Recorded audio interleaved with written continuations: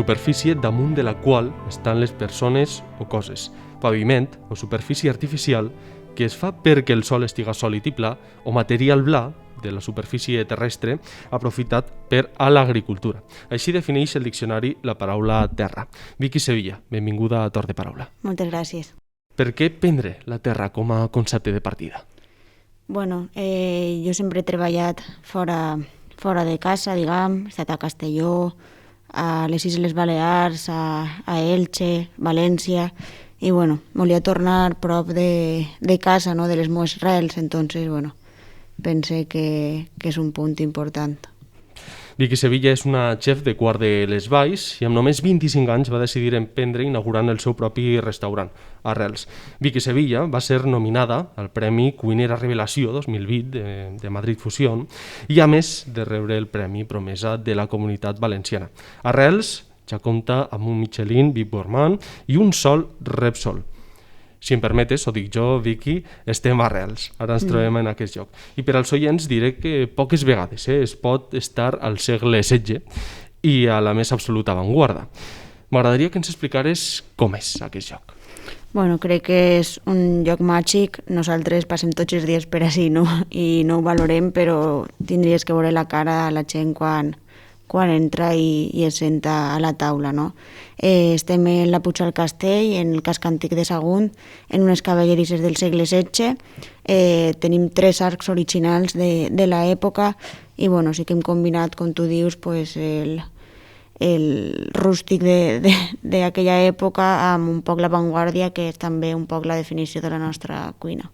La primera que vas entrar en aquest lloc, com el vas veure i com te l'imaginaves? Com és ara?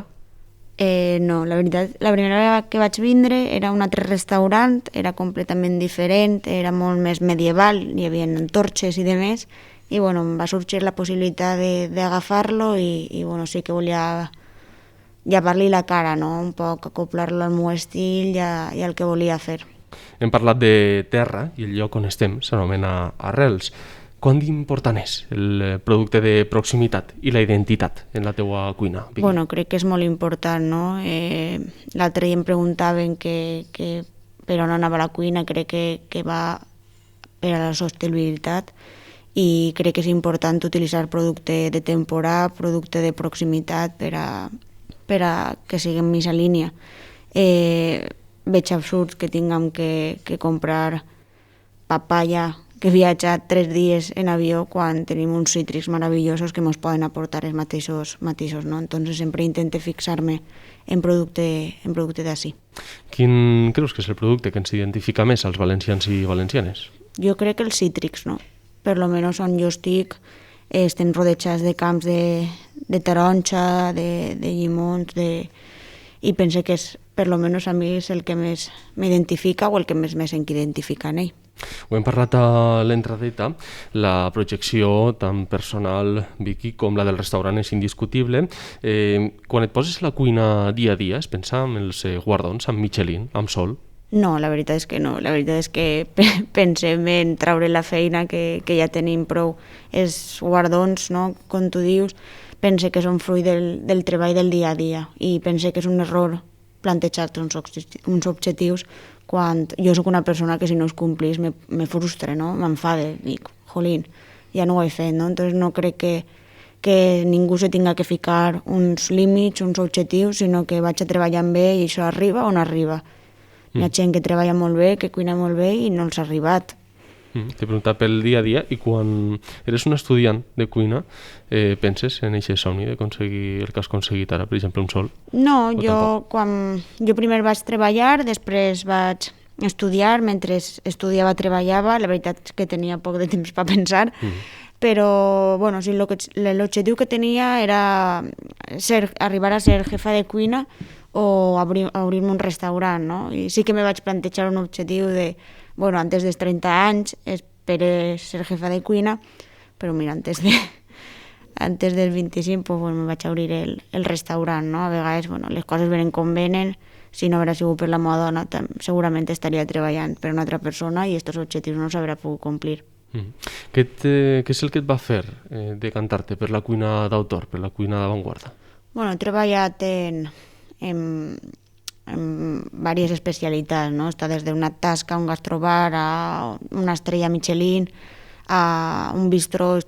He tocat diverses rames perquè, bueno, m'agrada tot tipus de cuina, però sí que és veritat que el que és el local me va ajudar un poc també a decantar-me per este tipus de cuina. Tu veus este local i no pega ficar una hamburgueseria, veritat. No. Pega molt més este tipus de cuina, no? Al final sempre m'ha agradat tota la cuina i bueno, crec que el local me va ajudar, me va pegar una espenteta. Crec que tothom quan pensa en la cuina d'autor, en l'avantguarda, pensa en l'èlit del món de la cuina. Penses que hi ha una lluita d'egocentrisme, una lluita d'egos entre cuiners i cuineres en aquest món? I, recordant la paraula de la qual partíem, creus que és important tindre els peus a terra en aquest món? Bueno, crec que com totes les professions sempre hi ha persones en ego i persones sense ego. No pense que n'hi hagi una lluita, però bueno, sí que pot ser que compartim objectius, no? Al final, si estàs en este nivell, és molt de treball per a no tindre recompensa, no? I pot ser que siga un poc més que tots tinguem el mateix objectiu que tinguem una competició entre nosaltres. No sé si és tòpic, també és molt dur aquest món, en el sentit de dir, per arribar fins al punt on estàs, has d'estar hores? Pues mira, hi ha un cuiner que m'havia dit una frase, havia dit una frase que m'havia marcat molt, que no coneix a ningú que treballa 8 hores i tinga èxit. Entonces sí, jo treballo moltes hores, sóc la primera que arriba, l'última que me'n vaig, vull dir, no per ser jefa vist millor que ningú. Ara avui he arribat a les 8 i me'n aniré a la 1 del matí, non-stop. N'hi ha dia que no m'assento a dinar, n'hi ha dia que dine de peu, n'hi ha dia que faig una menjar. I pues sí, però com qualsevol professió, també la gent que va a turnos o que treballa, fa guàrdies de 24 hores, també ho veig molt dur, no? Al final, pues bueno, cada professió té la seua, el que sí que per a treballar d'això t'ha d'agradar, perquè són moltes hores, és un treball molt físic i si dirigis és molt mental. Entonces, bueno, sí que és dur, però bueno, al final te compensa i val la pena. Tot el planeta Terra ha estat pendent d'un mateix tema en els últims mesos, en l'últim any, que és la Covid-19. Com us ha afectat? El món de l'hostaleria precisament ha sigut un dels més afectats, no? Sí, a veure, hem patit molt, la veritat hem sigut un sector molt, molt, molt castigat, sinó dels que més se mos ha criminalitzat o ho hem pagat nosaltres quan hi havia molts més factors que un restaurant. Tu com el veus el tinc, vull dir, les tinc 8 taules, més de 2 metres, és complicat, podria ser, sí, no soc científica, no puc assegurar-te-ho, però sí que se mos ha criminalitzat molt. Nosaltres personalment ho hem viscut en incertidumbre, sempre dic que és la paraula, perquè no sabies quan anaven a tornar a tancar, quan anaven a obrir, què anava a passar, i frustra perquè si depèn de tu treure el treball, sempre el vas a treure, però és una cosa que no depenia de nosaltres. Entonces, bueno, entre frustració i incertidumbre crec que és com ho hem viscut. Ho has anomenat abans i he escoltat diverses entrevistes en què has dit aquesta paraula. El futur de la cuina passa per la sostenibilitat. La frase pot ser una de les més marcades en totes les entrevistes que has realitzat. Conta'm de quina manera es pot aconseguir. M'ho has contat abans per damunt. M'agradaria aprofundir sobre això i també com ho podem fer a les nostres llars, com podem fer una cuina més sostenible, tothom, a les nostres cases. Sí, a veure, pense que utilitzant productes de temporada, òbviament reciclant, és superimportant. Nosaltres reciclem tot el que podem i més, però també és molt important utilitzar els productes de temporada i que s'utilitzen tot. Al final n'hi ha molt de pèrdua de producte perquè s'estan comprant igual espàrrec, és que ara és temporada d'espàrrec, no sé, xampinyó quan no n'hi ha xampinyó ara. N'hi ha que utilitzar, pense que els productes de temporada per a que el cicle seguisca i sobretot també productes de proximitat. Veig una tonteria comprar producte de Xina quan així tenim una despensa, crec que la millor del món, no? Al final això també afavoreix el cicle de la vida i a la sostenibilitat. L'intentar ahorrar viatges, si a mi no me duen tots els quilos de papaya que t'he ficat antes, un exemple molt exagerat, és un avió menys que va circular també. Vull dir, a part que estàs afavorint a tota la gent també que treballa així, no? Doncs pense que és una de les maneres que nosaltres des de la gastronomia podem aportar, òbviament, a part de reciclar i a part de fer moltes més coses, no? És a dir, les nostres llars exactament el mateix, no? Per Sí. exemple, anar al mercat, en lloc d'una Sí. gran superfície, seria un... Sí, productes de temporada, productes d'ací i intentar que tot siga local i, òbviament, reciclar tots a casa. Vicky, quantes terres de restaurants hi ha que xafar per arribar a Arrels? En quants llocs he treballat, no? Bàsicament. Sí, m'he manejat prou, la veritat. L'objectiu quan vaig començar, vaig començar de casualitat, me va enganxar molt i a partir d'ahir vaig estudiar i sí que vaig intentar xafar diverses cuines, com t'he explicat antes, de diverses maneres per aprendre tot el que podia i més.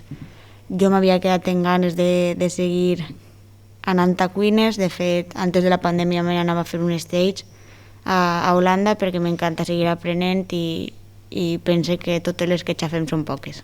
Quins són els teus referents, Vicky?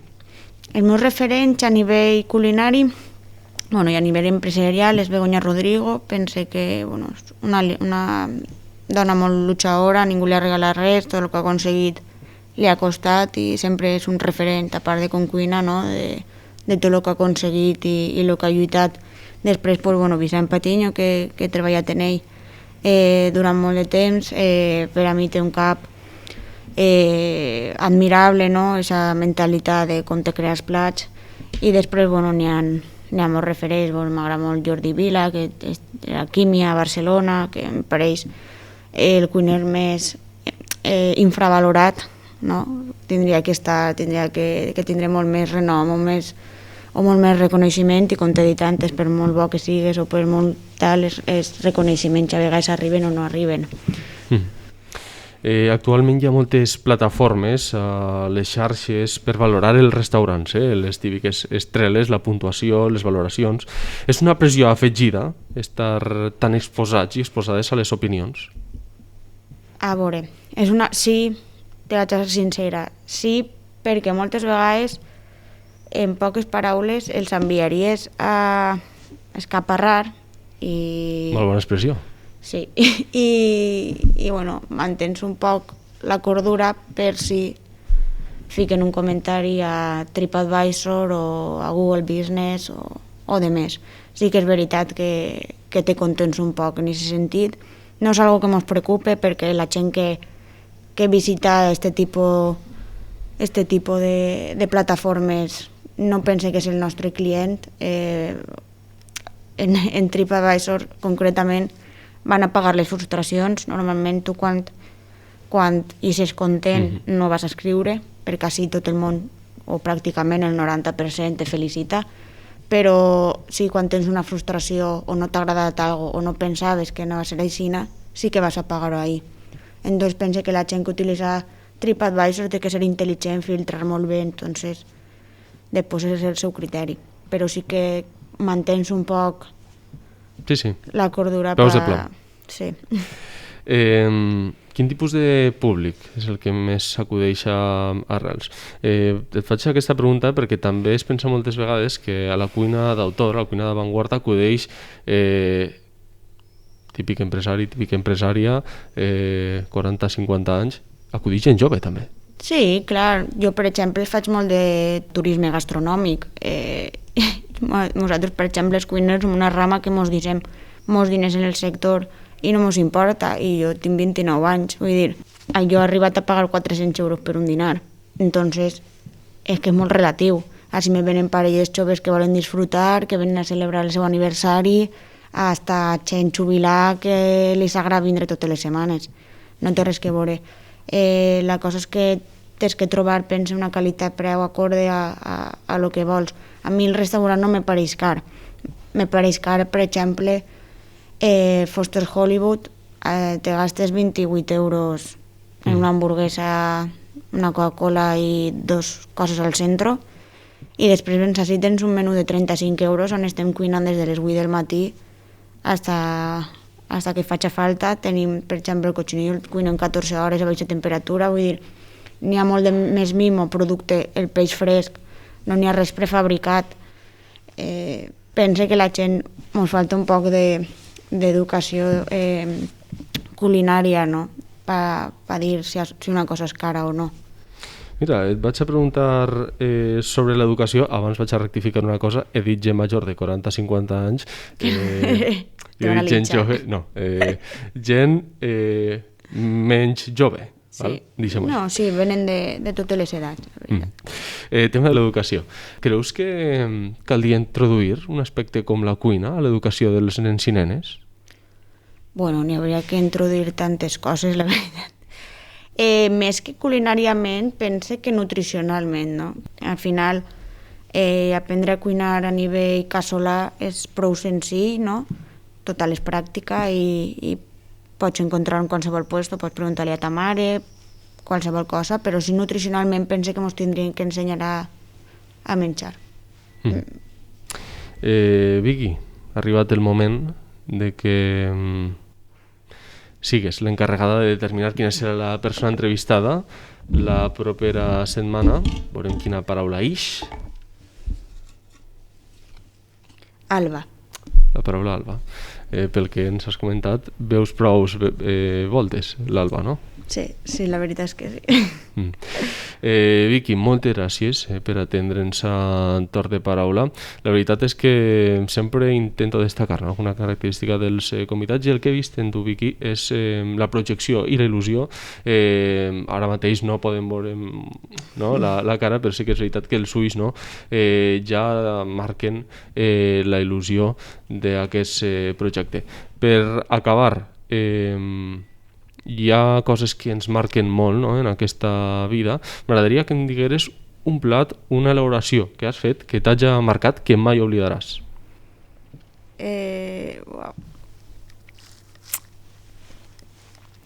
Bueno, vaig fer un plat que era un tartar de salmonete de moll, que l'aniem en un praliner d'armela i l'acompanyem en una crème brûlée de coliflor tostat, que la veritat és que m'ajuda molt a posicionar-me a nivell de la Comunitat Valenciana, perquè vaig durar al Festival del DNA de Quique da Costa i crec que és un dels plats que m'han marcat, perquè a partir d'ahir crec que tot va anar cap amunt. Entonces, bueno, és un plat que li tinc molt de carinyo. I vaig a plagiar-me d'una companya periodista que vaig veure que et va fer la pregunta, és que tinc curiositat. Quin plat cuinaries per a aquesta entrevista? Per aquesta entrevista el tartar de... Bueno, nosaltres fem una versió de l'atún encebollado, però el fem enxelat i fem un tartar de ventresca en cru que li fiquem unes tomates confitades, li fiquem un gel de piparres, unes cebes a la brasa, unes cebes encurtides, l'acabem en un polvo d'oli i l'acompanyem d'un jugo de tomata i manzanilla. M'ha encantat el plat sense provar-ho. El que comentava, Vicky, moltes gràcies per atendre'ns. Esperem que et vagi molt bé a Arrels, també al teu equip. No he parlat d'ell, però estic convençut que el treball en equip, com en tot els jocs, és fonamental. Sí, és molt important. Sense ells no podria estar obert. I una crida, que no es criminalitza més el món de la gastronomia. De fet, els nostres oients no, perquè ho estan escoltant per la ràdio, però sí que veja el vídeo per YouTube pot veure darrere nostra que es compleixen totes les mesures sanitàries i així ho haguem fet si no s'haguera tancat l'hostaleria. Clar, sí. Moltes gràcies, Vicky. A vostè, adéu.